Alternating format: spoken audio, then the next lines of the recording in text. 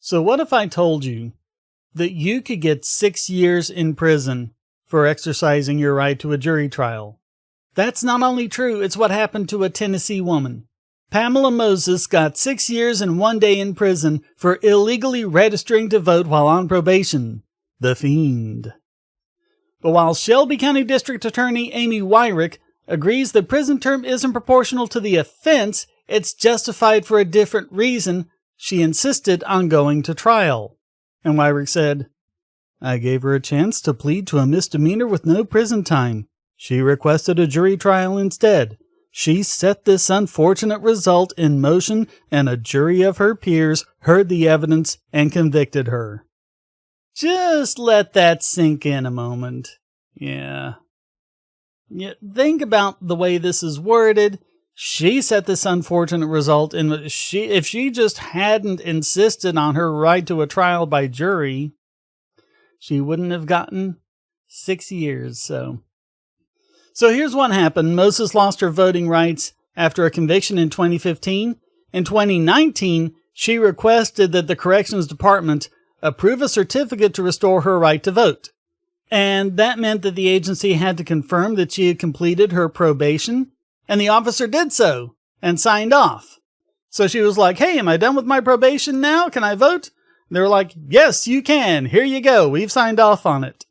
Well, it turns out the officer made a mistake. Her probation wasn't going to be complete until April 2022, something a judge had recently ruled on and which the state contends Moses was well aware of prior to turning in the form.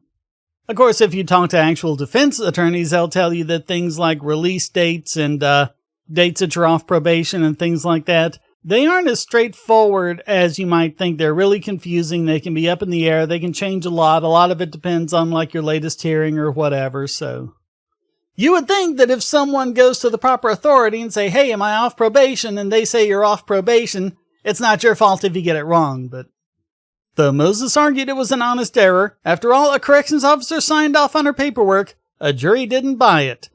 Judge W. Mark Ward said in his sentencing memo, defense counsel argued that the negligence of the probation officer in relying on the defendant's statements and his incomplete search of her records somehow excused the defendant from her fraudulent conduct.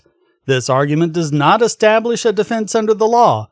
It is tantamount to an argument that a person who obtains money from a bank by posing as another person is not criminally responsible because the bank should have discovered the fraud and given money to the thief. Well, let's think about this. You go to a bank and you say, "Hey, my records aren't really great. I'm just not sure how much money I have. How much money do I have?" And they say, "Oh, okay, you've got, $500 or whatever it is." Like, "Okay, so I can withdraw the $500? It's like, "Yeah." "Okay, well then give me the $500. Okay. And they give you the $500. And then all of a sudden they're banging on your door saying you stole $500 from the bank. That's a better analogy than what this judge did. Do we need any more proof that so many judges today are just rubber stamps for prosecutors?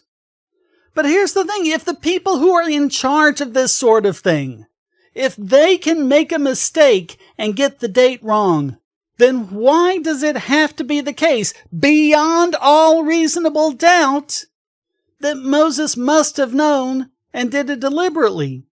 Because her attorney said, "She is right in every form, fashion, to believe that her sentence has expired, because they are the keepers of her record.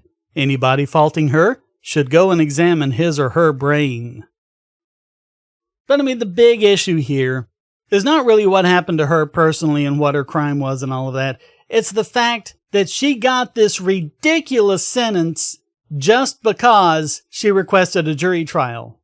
And it's just like Carissa Byrne-Hessick, professor of law at UNC Chapel Hill, said, "What's stunning to me is that there is just no recognition by people inside the criminal justice system that sending someone to prison for 6 years for exercising their constitutional right isn't equally problematic and disturbing." And notoriously, jury trials are unpredictable. They come to all sorts of weird, crazy conclusions. They're very time-consuming. They're very expensive. And so, as we've talked about on the live streams, 97% of cases are now resolved with plea bargains. most of the people in jail are not there because they were convicted by a judge or a jury. It was plea bargaining. And as Billy Binion points out in this article, those bargaining tactics can be coercive, aptly demonstrated by Wyrick's statement. Defendants are told time and time again that, should they insist on inconveniencing the government with a trial, they'll pay for it with their liberty.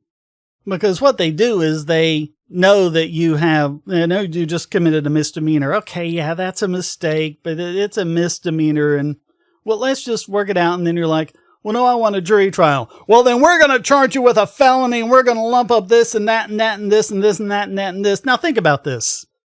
If you really did commit this heinous felony, why would they be content to let you off with a misdemeanor just to avoid the time and bother of a trial? Do they not care about putting criminals in prison? Yeah, that's what they're all about, putting criminals in prison. If they're offering you that misdemeanor, it's because they don't really believe that you did anything worse. So all of the things that they pile on after that are just punishments for making them do work because you had the audacity to insist on your constitutional rights. And as Ken White of Popat said, prosecutors have vast power to make decisions about who gets offered what deal, and as a result, can put people in a position where they're choosing between admitting to something they didn't do or giving up defenses and facing a much longer sentence. Yeah, because most of the people who plea bargain are probably innocent. And consider what you would do if you were put in that position, especially if you're a poor person, because most of these are poor people. You don't have the money to get this big high-priced lawyer. You're going to get a public defender who's just doing everything on assembly line, because they're so overworked, they don't really have time. They can't possibly litigate each and every one of those cases. They got to plea them out. And the whole time you're not working, you're not making rent, you're going to lose your house, your car, your job, all of that. Or you just plead out to this thing and we'll go ahead and let you go. Who cares if you didn't actually do it? And so Binion also mentions Lavonda Barker, an Arizona man who received a 7.5-year plea deal for aggravated assault and kidnapping. The Maricopa County Attorney's Office threatened him with a substantially harsher punishment if he even wanted to see the evidence against him. Yeah, they're going to punish him if they just make them go to a file cabinet, pull out a file, and show it to him. How dare he? But there was no evidence against him because he was innocent.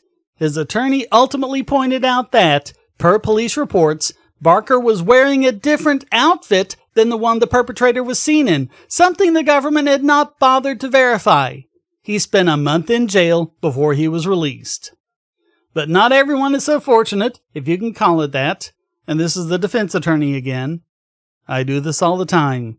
I see people accepting pleas on charges they did not commit, and that is very, very disheartening. Yeah, we don't really have a justice system in this country, I don't think. We have a prosecutor enrichment program, is really what it is. And hopefully you're never put in that position, or if you do, hopefully you have the resources to fight it properly, and everything works out for you, so.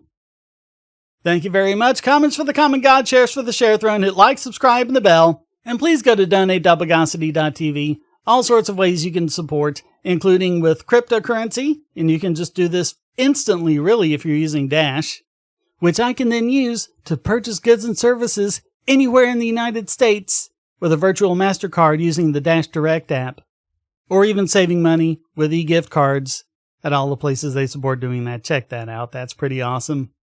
Or you can be a regular supporter at Patreon or Subscribestar, get all sorts of benefits, like hearing these videos early, seeing them without ads, joining live streams, things like that. So thank you very much for watching. Until next time, stay strong and be free.